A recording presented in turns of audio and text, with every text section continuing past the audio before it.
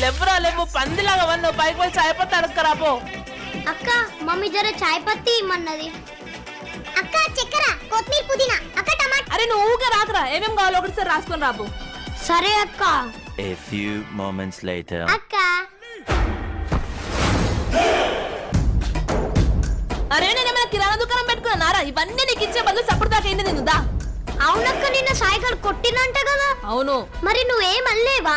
లేదురా పోయి వంట చేసిన. ఏంది వంటనా? ఏం చేసినావు? కీమా చేసిన.